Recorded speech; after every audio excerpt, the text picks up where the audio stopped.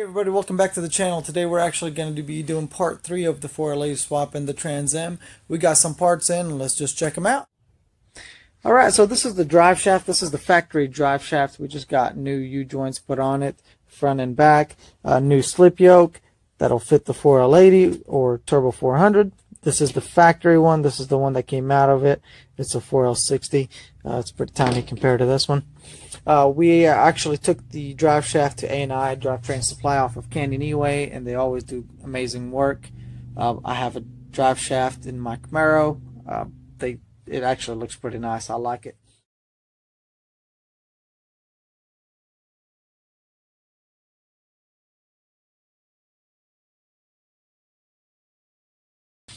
Right here, I got transmission cooler for it. I think this probably would be plenty. This is a -6. We're going to do some lines in there and get this mounted up with some bracketry. Hopefully I can do a decent job on the brackets. We'll see how that works.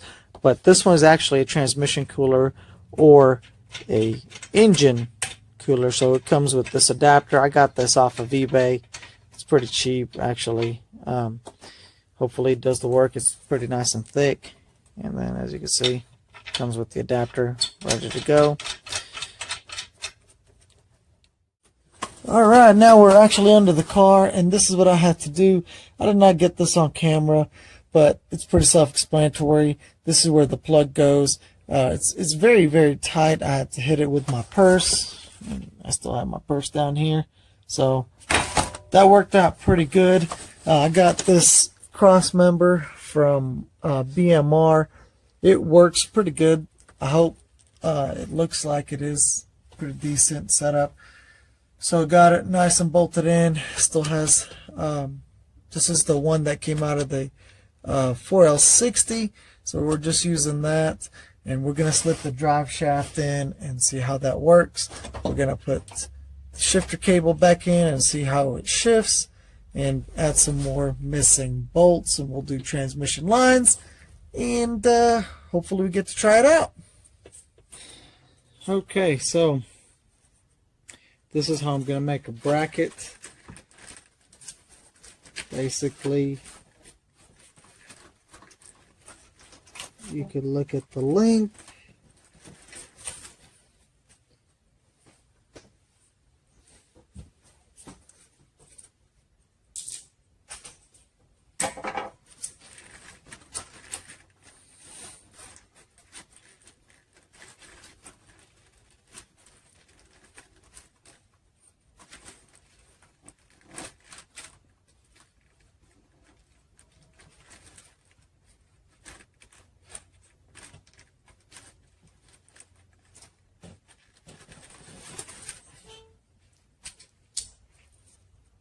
Piece right here. I hope it's long enough.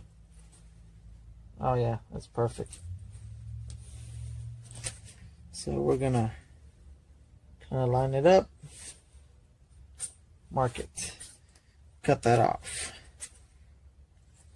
I think this is about the right length too. Yep, perfect.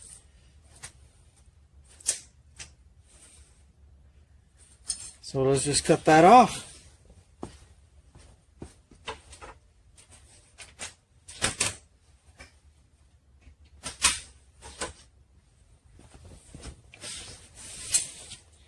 So, I know this is not safe, but I cut everything with my grinder, including my toes. But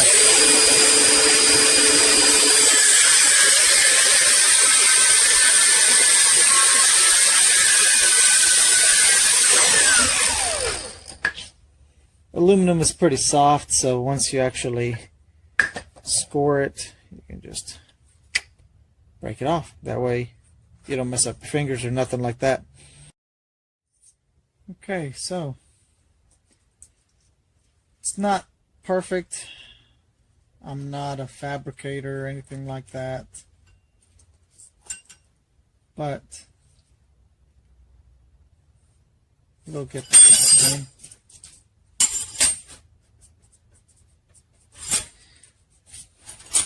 Same thing on this side.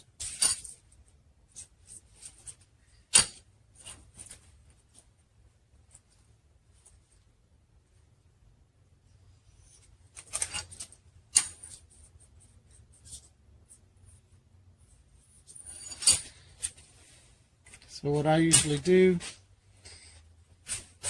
is my brake is nowhere to be found since we moved. So this is, since it's aluminum, pretty easy to bend. Kind of lining up somewhat straight, and we're just going to do a 90. So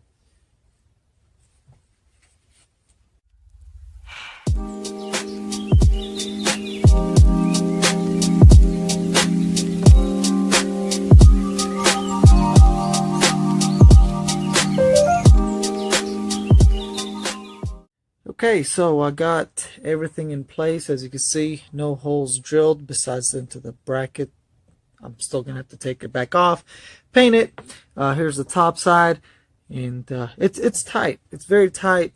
This is pretty big transmission cooler, or thick, I should say. It's nice and thick, but it's kind of a tight fit right here. It's a little on the close side. It's not touching, but it's very, very close. I'm gonna pull it back just a hair, but I can actually go ahead and do the transmission lines and see how all that fits. You actually go ahead and cut it. You do definitely want to tape it. Make sure it's really nice and tight, because that stainless steel is a pain. So by taping it, besides that you mark the spot, when you cut it off, it's a lot easier on your hands.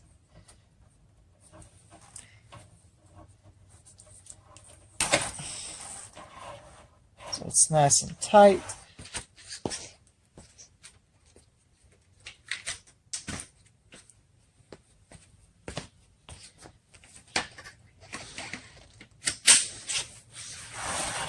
And then just go ahead and cut it off. Some people don't like that. Some people like to use all sorts of cutting ways. I think you can like cut it with a chisel and stuff like that. It never really worked for me. This always worked. So let's go ahead and cut it.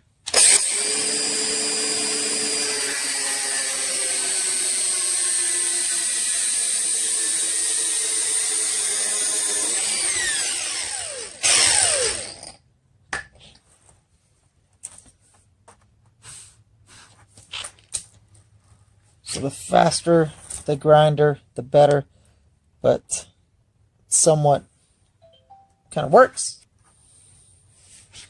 Okay, so once you cut it off, you need your fitting. So what you want to do, slip that on there. It's a little hard to do it on camera.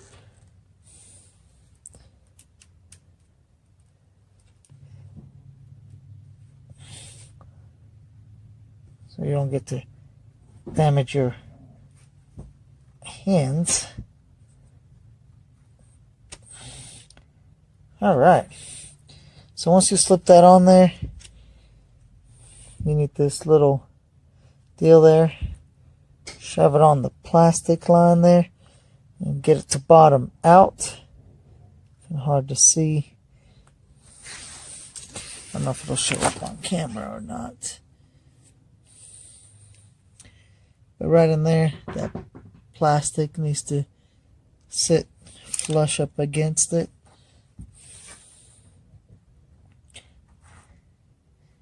Like so. So once you get all that on there, use your method of lubrication. You can use spit if you'd like. I like to sometimes use hand soap. I'm going to wash all this out anyways. You don't really need a lot. Just a little bit. You can put probably transmission fluid, anything like that. Shove that through all the way to the end. Don't forget, like I was just about to do there, Don't forget to get all this tape off because you really don't need it anymore.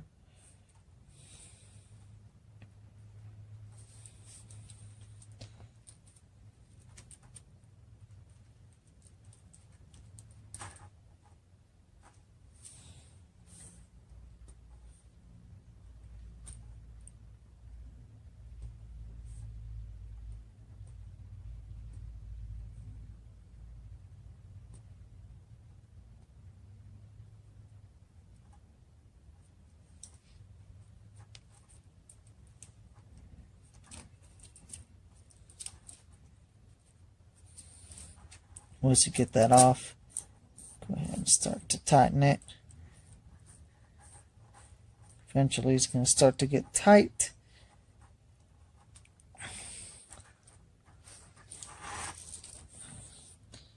Once it gets tight, what I like to do is put a little bit of tape so you don't damage it unless you got the nice fancy tools. I don't. So stick a little bit of tape on there.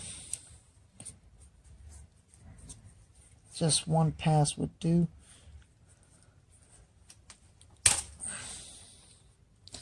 Same thing on the other side.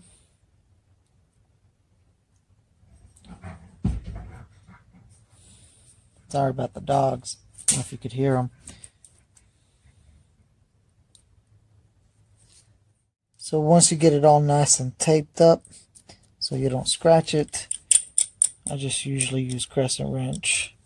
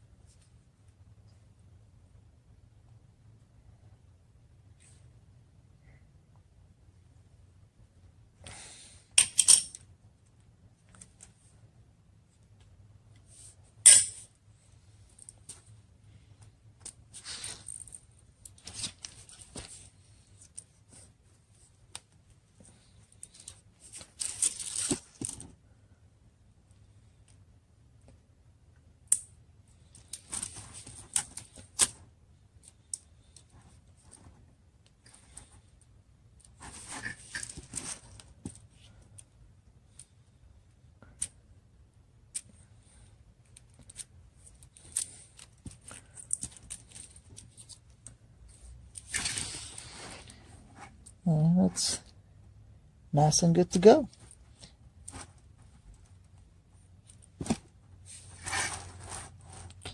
Got both lines. They still look good. You just tighten them about a millimeter or so apart. Be tighter than that. And it's good.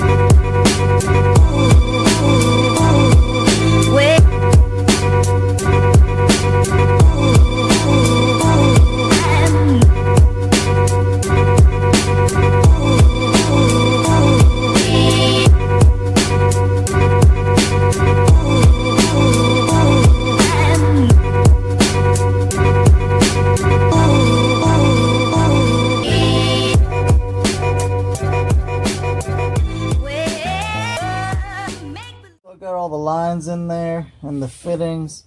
It's kind of hard to see, but it's all tucked in and good to go. It goes towards the front. That's that -6.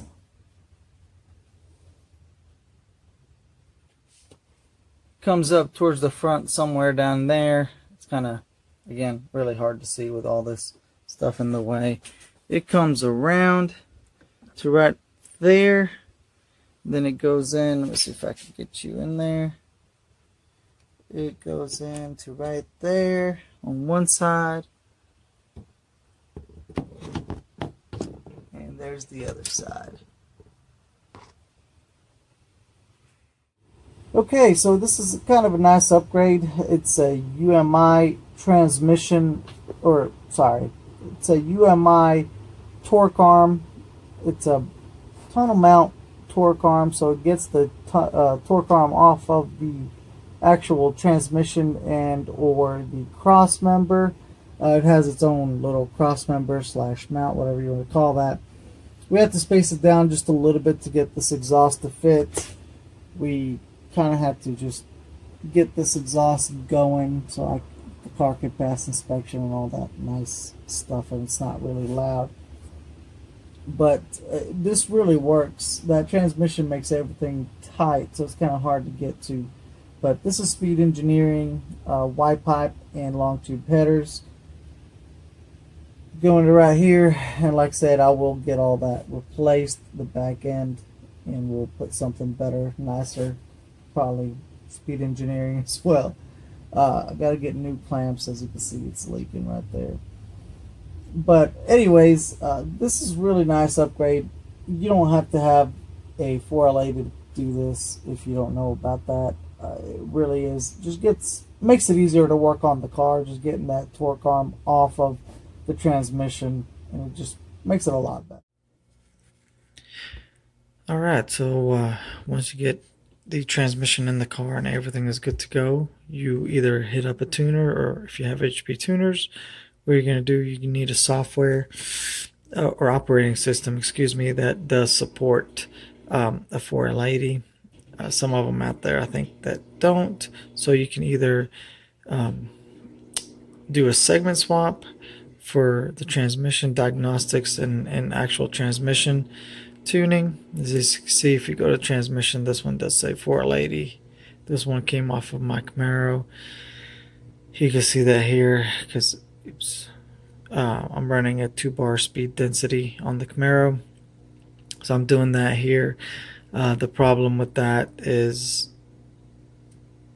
this right here, the primary. As you can see, normal 1 bar goes up to 105 kPa. This one goes up all the way to 210, excuse me.